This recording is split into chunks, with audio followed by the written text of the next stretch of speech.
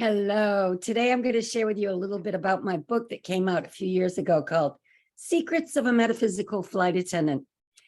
And the reason I wrote this book is because as a Silva Ultramind trainer, people kept asking me, why don't you write a book? Why haven't you written a book? Because they wanted to know why I was so interested in all things metaphysical and spiritual and what my path had been.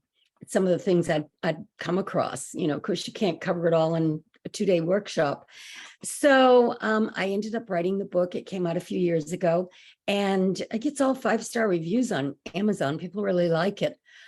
But you can also buy it on my website. If you go there, it's less than what you'd pay on Amazon, and I'll send you a signed copy.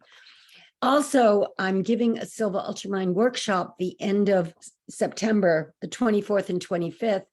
And if you'd like a free session to find out if the workshop is right for you and if it could be effective in helping you with whatever you're working on in your life's journey, you can have a free consultation. That link is below also. But I want to share with you one paragraph in this book in the introduction that kind of sums up what it's about and why I wrote it.